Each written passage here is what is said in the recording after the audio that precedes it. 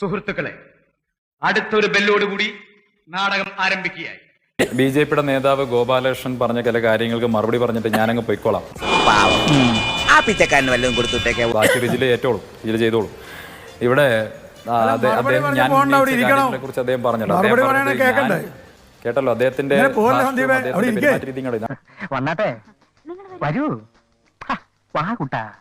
BJP നേതാക്കന്മാരുടെ മുഖമുദ്ര സ്നേഹത്തിന്റെ ഭാഷയല്ല പറഞ്ഞ. 10 മിനിറ്റ് ഞാൻ ഇവിടെ കോൺഗ്രസിന്റെ പ്രതിനിധിയുണ്ട്. ഞാൻ സ്നേഹത്തിന്റെ കടയിലല്ല. ഇല്ലല്ല, മിണ്ടാതിരിക്കാൻ പറഞ്ഞു. ഞാൻ മാതൃഭൂമിക്ക് 10 മിനിറ്റ് സമയം എന്ന് പറഞ്ഞ് വന്നാണ്. എനിക്ക് മറ്റു ചില പരിപാടികളുണ്ട്. ബൈക്കുമായിട്ട് വേൾഡ് മുഴുവൻ കറങ്ങുന്നത്. ഇവിടെ കോൺഗ്രസിന്റെ പ്രതിനിധിയുണ്ട്. താങ്കൾക്ക് മറുപടി നൽകാൻ റിജിൽ ധാരാളമാണ്. അദ്ദേഹം ഇരുന്ന് മറുപടി പറയും. ഞാനൊന്ന് പൂർത്തിയായിക്കോട്ടെ. ഇപ്പോൾ അങ്ങ് പറഞ്ഞ ചില കാര്യങ്ങൾക്ക് മാത്രം പറഞ്ഞിട്ട് പോകാൻ വേണ്ടിയിട്ടാണ്. അദ്ദേഹം പറഞ്ഞ കാര്യം, ഞാൻ എന്തോ വർഗീയത വലിയ തോതിൽ പറയുന്നയാളാണ്, ഞാൻ വർഗീയമായ രീതിയിൽ ജനങ്ങൾക്കിടയിൽ ഭിന്നിപ്പുണ്ടാക്കാൻ ശ്രമിച്ചയാളാണ്, ഞാൻ വളരെ മോശക്കാരനാണ്, ചെറിയ പുള്ളി അല്ലവൻ, പഠിച്ച കള്ളനാണ്, അങ്ങനെയൊക്കെയാണല്ലോ ഇപ്പോൾ അദ്ദേഹം പറഞ്ഞത്. ഞാൻ അദ്ദേഹത്തെ ഓർമ്മിപ്പിക്കാൻ ആഗ്രഹിക്കുന്നത്, കഴിഞ്ഞ നിയമസഭാ തെരഞ്ഞെടുപ്പിൻ്റെ കാലത്ത് ഒല്ലൂരിലെ ഒരു ക്രിസ്ത്യൻ പള്ളിക്കകത്ത് കയറി ചെന്നിട്ട് തൃശ്ശൂരിൽ മുസ്ലിങ്ങളുടെ സ്ഥാപനങ്ങൾ, വ്യാപാര സ്ഥാപനങ്ങൾ കൂടുകയാണ്, നിങ്ങൾ ജാഗ്രത പാലിക്കണം, അതുകൊണ്ട് എനിക്ക് വോട്ട് ചെയ്യണം എന്ന് പറഞ്ഞ വ്യക്തിയാണ്. അത് മാത്രമല്ല, നിങ്ങൾ പറയൂ. ഞാൻ മാറില്ല. ഞാൻ ഇന്നും ഉറച്ചു നിൽക്കാണ്. ഇന്നും ഉറച്ചു നിൽക്കുന്ന ആളാണ്. അത് വർഗീയതയല്ല, ഫാക്ട് ആണ്. ഞാൻ മാറ്റി പറഞ്ഞില്ല എന്ന് നിങ്ങളെ പറഞ്ഞില്ല.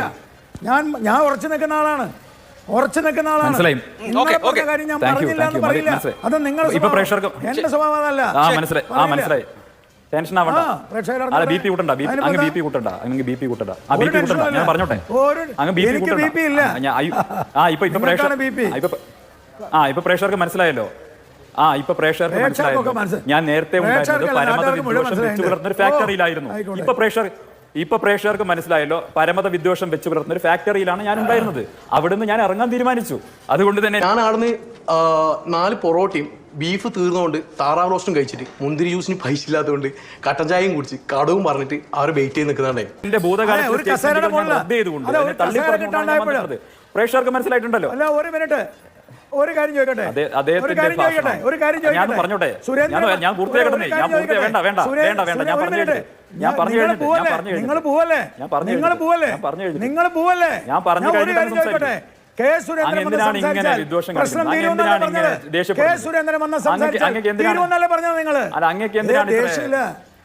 എന്ത് ദേഷ്യം? ഒരു ദേഷ്യമില്ല.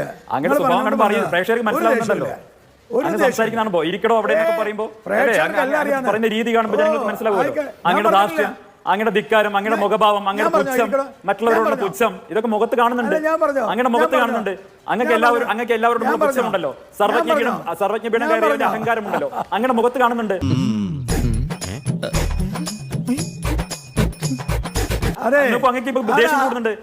ദേഷ്യം കൂടുന്നുണ്ട്.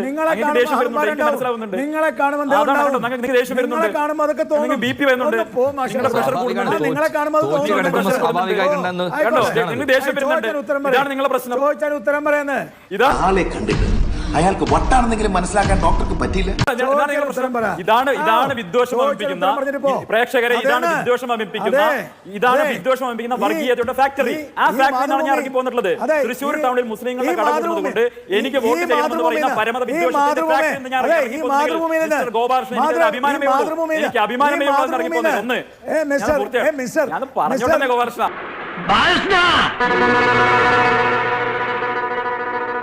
മിസ്റ്റർ, നിങ്ങൾ ഈ മാതൃഭൂമിയിൽ ഇറക്കി വിട്ടതാണ്. നിങ്ങൾക്ക്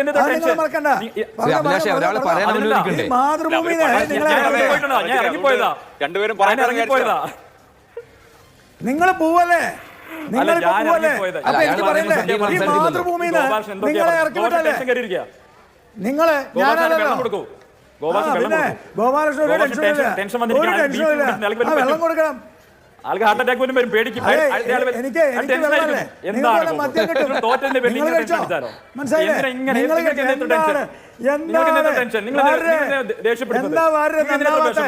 സങ്കടം കരയല്ലേ? എടോ വാരേ, നന്നാമത്തെ എടോ വാരേ താനെന്താ നന്നാവാത്ത ഭാര്യ നന്നായി, ഭാര്യ നന്നായിട്ട് എത്തിയത് കാണുന്നുണ്ടോ? നിങ്ങളുടെ ചാണക കുമ്പാരത്തിൽ നിന്ന് അദ്ദേഹം രക്ഷപ്പെട്ട് വന്നിരിക്കുക. അതുകൊണ്ട് അദ്ദേഹം എടുത്ത നിലപാടിന് പാലക്കാട് ജനത അംഗീകാരം നൽകി. ശരി, അല്ലല്ല, നമ്മൾ ഒരു തെരഞ്ഞെടുപ്പിന്റെ ഫലം വന്ന ദിവസം രാഷ്ട്രീയ മാറ്റം നടത്തുകയാണ്. പറയാൻ തുടങ്ങിയത് കംപ്ലീറ്റ് ചെയ്യട്ടെ. ഒട്ടക ഗോപാലകൃഷ്ണനാണോ നമ്മൾ പറയാനുള്ള കാര്യങ്ങളൊക്കെ അങ്ങ് പറഞ്ഞു പോകും. അദ്ദേഹം പറയാൻ വന്ന കാര്യം പറഞ്ഞു തീർക്കട്ടെ. സന്ദീപിന് പോകാൻ വേണമല്ലോ. വിളിക്കട്ടെ? ഇവനാരാ? അല്ല ഞാൻ മാധുവിനോട് 10 മിനിറ്റ് വന്ന് പറഞ്ഞു വന്നാണ്. എന്റെ സമയം നിശ്ചയിക്കണം. ഞങ്ങളുടെ പഴയ ആളോടാ സംസാരിച്ചത്. ഞാൻ പൂർത്തി അതാകണ്ടോ അദ്ദേഹം പറയട്ടെ. ശോഭാ കിട്ടിയോ? ഭാഗ്യത്തൊന്നും കിട്ടിയില്ല, എല്ലാം മിസ്സായി.